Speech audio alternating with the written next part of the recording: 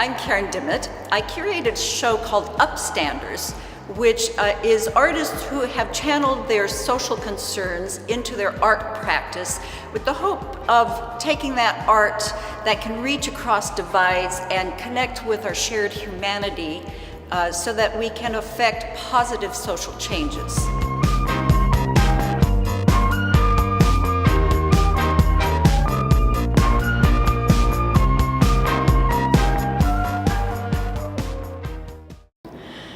Tell all the truth, but tell it slant. Tell all the truth, but tell it slant. Success in circuit lies, too bright for our infirm delight, the truth's superb surprise. As lightning to the children eased with explanation kind, the truth must dazzle gradually, or every man be blind. Where Did I Become Invisible is part of a 4-dress series. There's also Why Did I Become Invisible, When Did I Become Invisible, and How Did I Become Invisible. This is the only one that actually is set into a corner. Part of the piece is that it is made out of discarded plastic bags. And I feel that in this piece, I have made these discarded plastic bags visible, where mostly we just don't see them.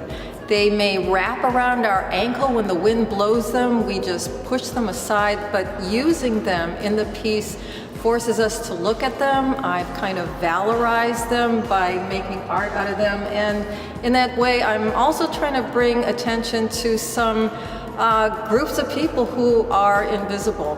I initially started out with women. As we get older, we seem to become more invisible. But I've opened up it to include the disabled, to children, to the very elderly. These are groups of people who also can be rendered invisible for whatever circumstances.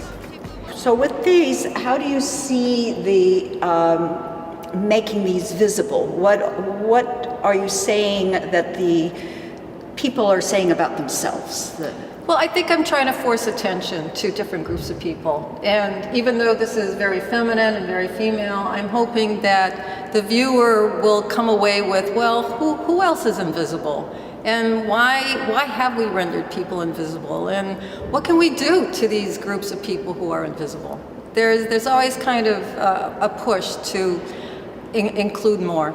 And, you know, I seem to not be the only person. It seems like in the last 10 years or so, other people have found discarded plastic bags and other items as worthy material for artists to use and manipulate. And I also think that there's a new subtext as well that references the environment, that perhaps maybe 100 years ago when somebody would take collage material, there was no sense that there's the environment or climate change or the planet involved in it.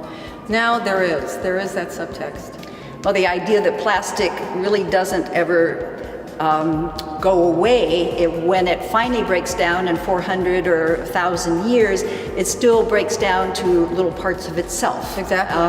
Yeah. So taking that's going to be out in the world and making something new of it is a positive way to utilize something that's already in the world and will be in the world for thousands of years. That's right, that's right. And even putting a price tag now on something that once was discarded is wonderfully ironic.